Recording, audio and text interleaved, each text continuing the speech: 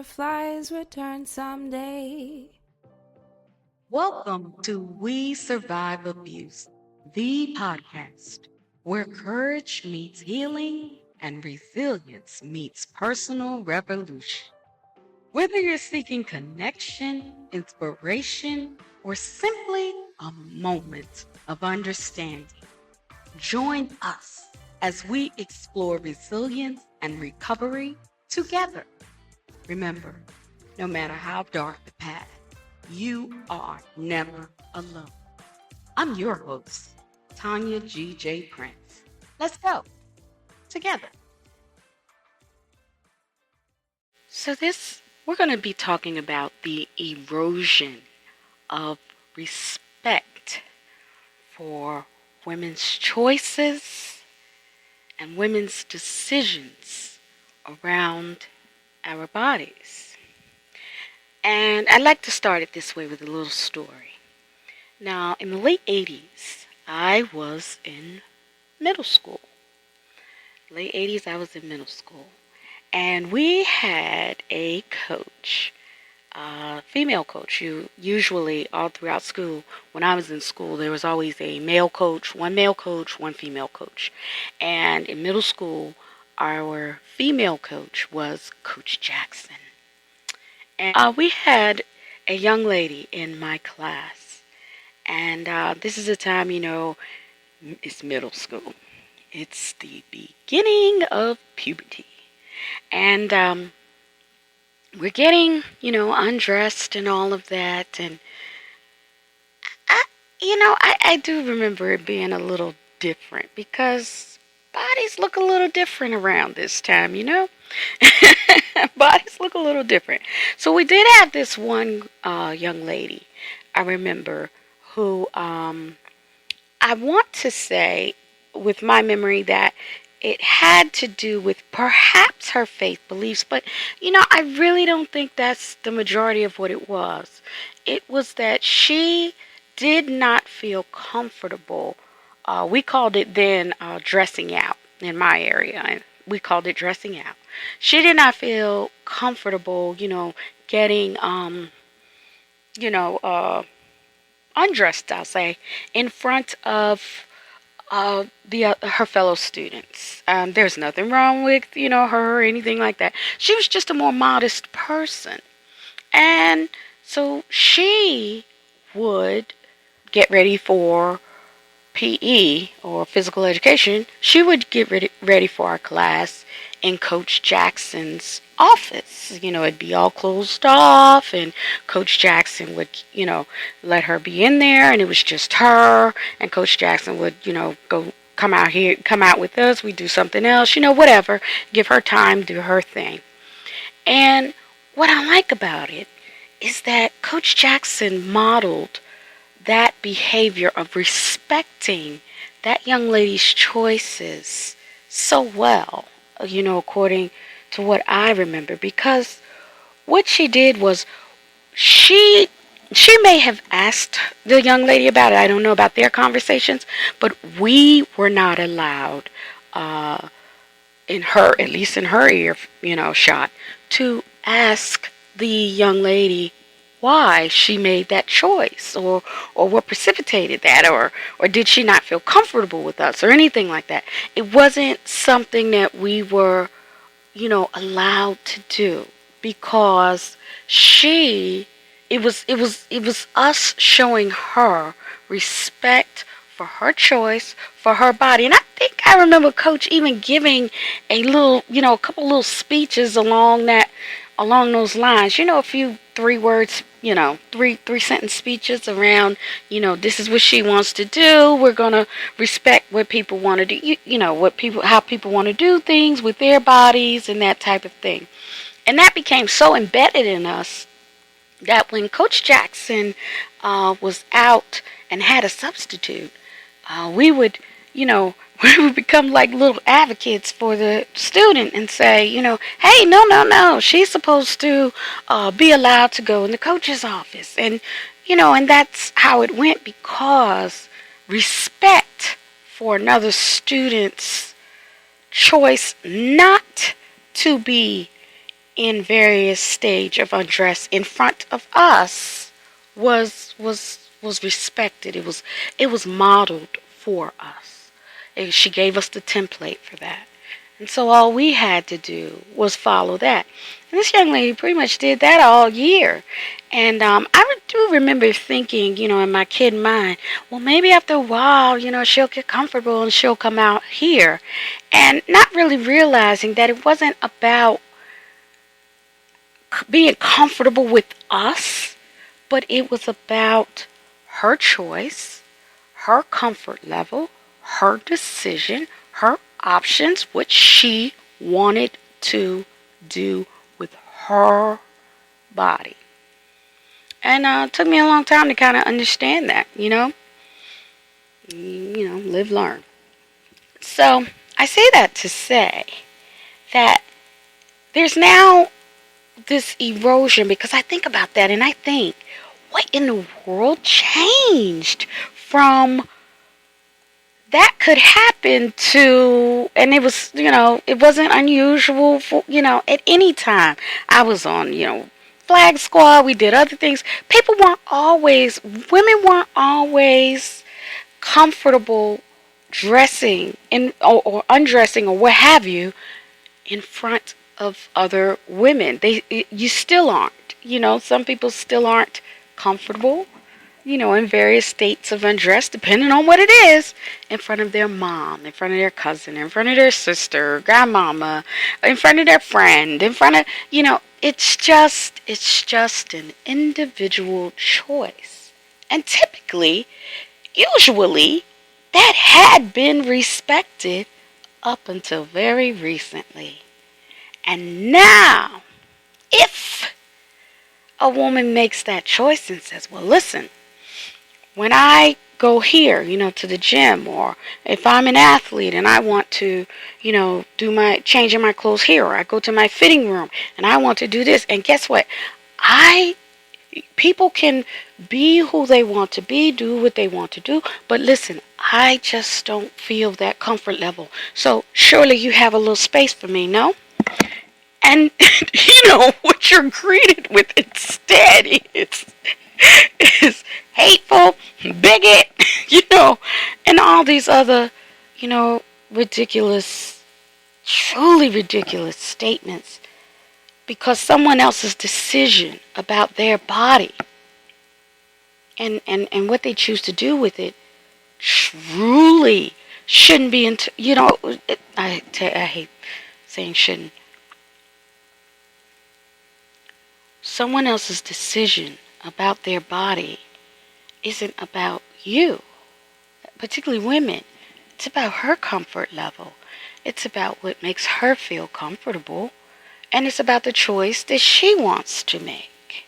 Now somehow we landed in this strange era where people are asserting their alleged and invisible and doesn't exist right to be in the vicinity of women in various states of dress, to be in the vicinity of women on the court as she plays sports, to be on the volleyball court with her, whether you're supposed to be on the team or not, but I'm supposed to be here with her because I said so. I'm supposed to be here in the pool with these girls, with these women. Cause why? Cause I said so. Well, what about their right not to be around you? Oh no, that doesn't exist. That makes her hateful. No, she's bigot. I don't know who turned this planet upside down, but that is not the way this works. Women have rights. We have boundaries. We have a right to consent. And we have a right to say who does and who does not get to share space with us. When we're in these various states, we get the right to have spaces that don't include folks. And I know what folks are saying. Like, well, what about when, because I've been asked often, well, what about there was a time when black people couldn't be there? And you know what? So when people harken back to the segregation. That's something, being from the South myself and having family members who talk quite, you know, talk to us about what things were like so that we could appreciate changes and appreciate, uh, how things were trying to progress and get better, and for us to be a part of future changes and prepare ourselves to be a part of future and better changes for humanity. Now, still, within that, even in the 80s, whether a person was, I went to a predominantly black middle school, and whether the person who wanted to change was any race, any belief, followed any faith belief, or what have you, that person who said, hey, I don't feel comfortable, I need to be here. That's great. All of these folks have accommodations, but, this is my, I'm Seventh Day Adventist, or I'm this, or I'm that, or I'm, what have you. I need my, accommodations because I just don't feel comfortable. Whatever color, race, ethnicity, that person could be accommodated without society and everyone else, number one, labeling them as hateful, bigoted, or trying to, I don't know, sass off and get some cool points with folks because they supposedly said something against an alleged hateful person who was actually asserting their right to do what they wanted with their body. So actually, you're the hateful person.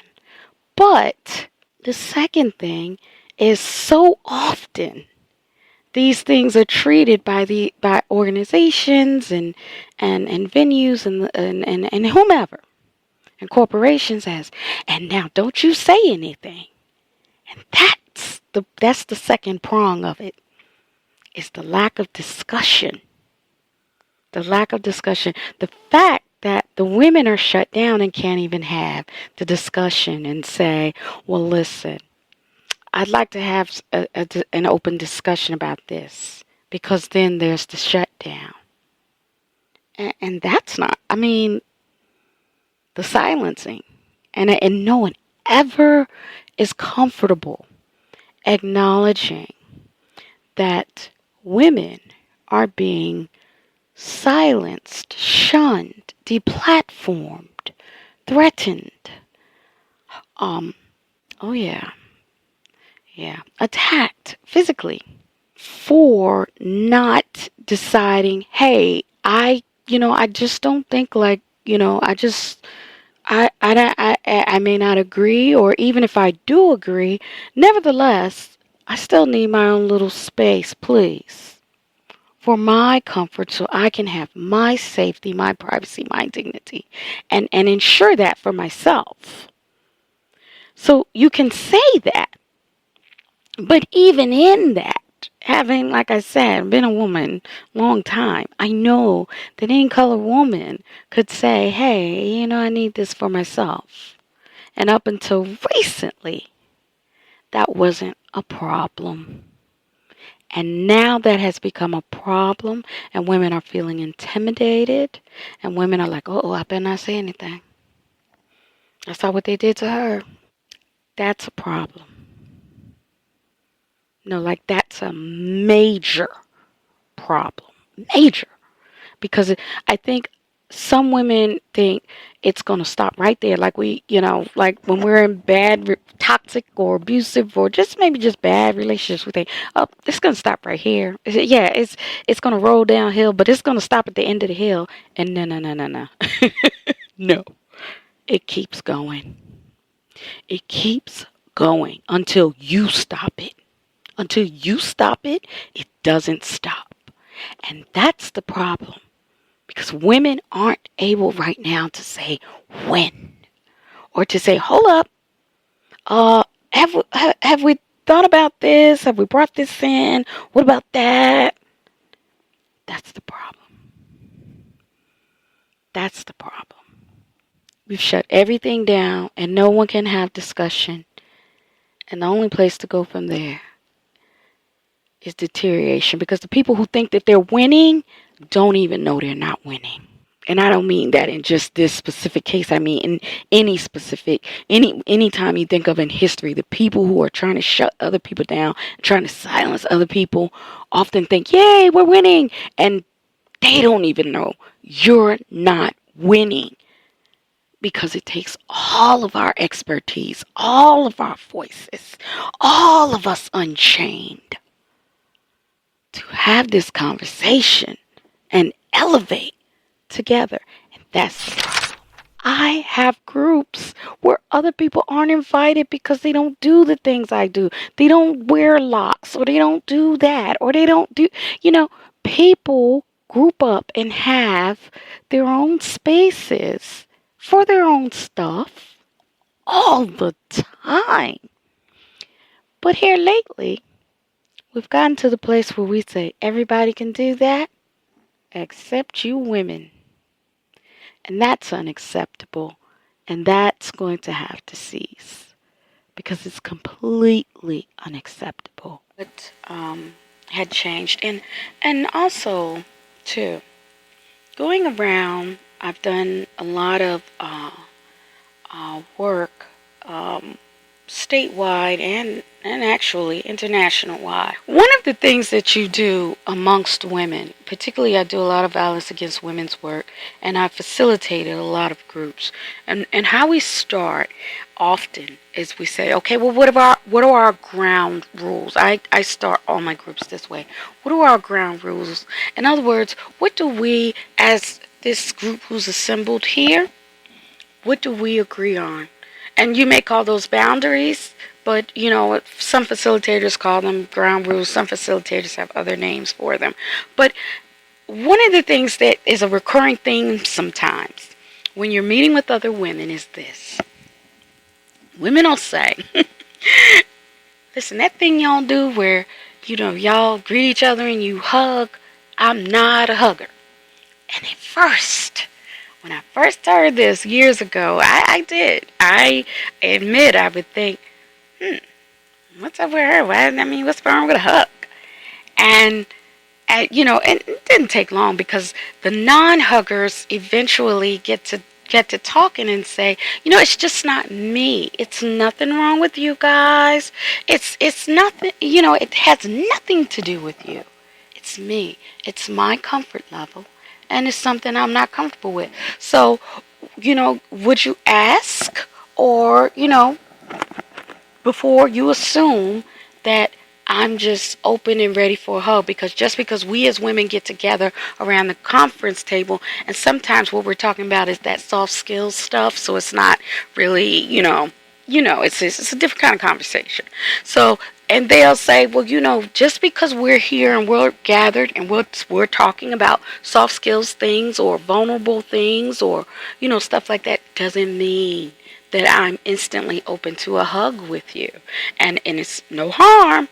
It's not, it's not a you thing. It's a me thing. I just am not comfortable with it. So I'd rather you ask, or before you do it. And then you'll go down the line and another woman will say, listen, I am not a hugger, so don't even ask me. I'm not a hugger, and I don't want no hugs. I like you guys, but listen, no.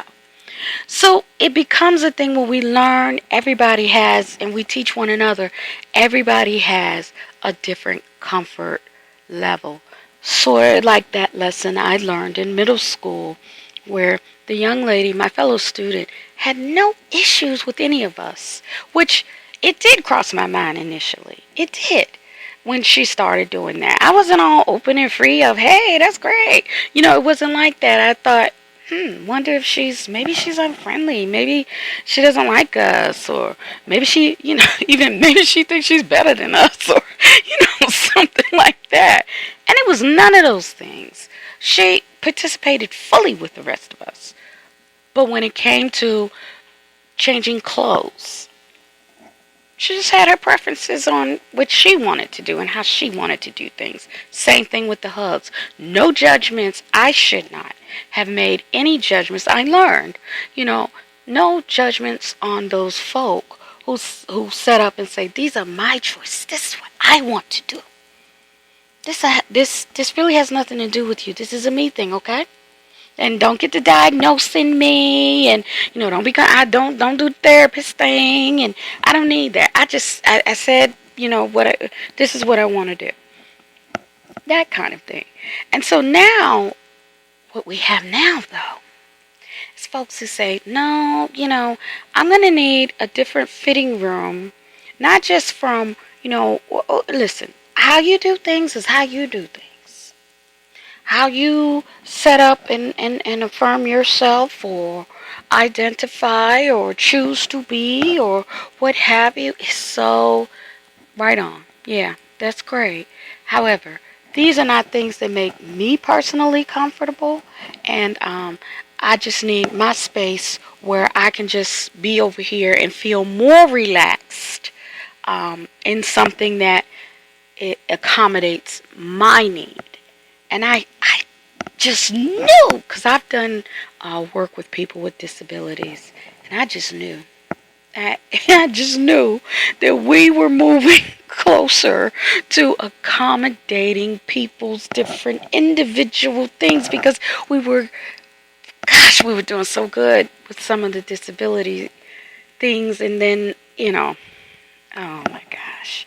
So, anyway, yeah, I say all that to say, if you're one of those folk who are accusing women of being hateful, accusing women of being bigots, I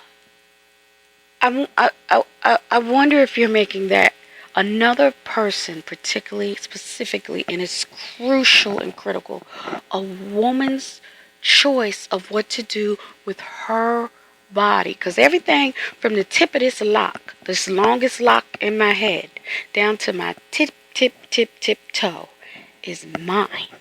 Is my decision on what I will do with it. Right? It has nothing to do with you. It's not a statement of my sentiments of you. It means I need to feel comfortable. And sometimes that means I'm not going to feel comfortable around everyone, surely, right? Right? And so the hateful, the bigotry, this is a right wing, this is a left wing, this is a white woman, this is a this woman. It's really folks making it about that's just folks making it about them, and just throwing it at you instead of saying, oh, okay, I see, this is something she wants to do, and fine, respect. Same way we do when men make the decisions that they make. We just keep it moving. But we're somehow just stuck over the speed bump when it comes to women making our own decisions about our stuff. How interesting. Or how terrible. So, I say all that to say that it is crucial and it is critical that women are respected, because we even teach little children. We even say to parents, because we don't say this to children, to the children per se, but think about how we teach children about their own bodily autonomy. And it's to say, if you don't want to hug someone, and they say, hey, come give me a hug. I have relatives that I talk with about when we were kids and how much we were pushed into giving hugs and giving kisses and this, that, and the other, because it was seen, it was viewed. Remember, it was viewed as being polite. It was viewed as making the other person feel better, but ignoring maybe how the child feels about things. And so we're trying to do this thing in our family, and I think we're doing okay with it, I think, where we say, we don't ambush the kids when they come in, or any kid when they come in. We like to, give them space and let them feel things out. And if they want to come up to us and give a little hug or whatever, that's welcome. But even in general teachings, to teach children, you don't have to accept people's hugs or people's kisses or anything like that. And to teach adults, please don't personalize it. Maybe the kid doesn't want it that day, or maybe that child just isn't a hugger, or doesn't like the kiss, or doesn't like, whatever. We have to get away from making other women's choices about what happens with our bodies about you. What happens with women's bodies is not a collective or society-wide or community-wide decision. Because that's control, right? That's control. Why the need to control women again? We have to get away from this erosion of respecting women's choices. And when she says, listen, this is about my safety, this is about my dignity, this is about my privacy. And not laughing at that, not slurring that, not accusing that woman of being hateful or bigoted or having some sort of agenda. If you're not coming to the table to have discussions and resolutions, you're not going to be part of the advancement forward. Because there will be an advancement forward. There's always been an advancement forward for women. Always, always, always. And there will continue to be. So, if do you want to be a part of it? Do you want to be a part of this, finding solutions? Or you have to decide for yourself, no, I want to stand on the side and, throw slurs or throw hateful whatever. No, I like that part. Okay, cool. I'm used to it. And I think, if it's on social media, if it's in real life, people will just block you in real or block you online or do whatever they have to do because it's unreasonable. We can talk through things. We can find solutions. We can find solutions. We're human beings. We can find solutions. So, in any case, yeah, we're going to keep talking about that, about the erosion of respect for women's choices. When a woman says, listen, this is about my safety, my dignity, my privacy, my choice.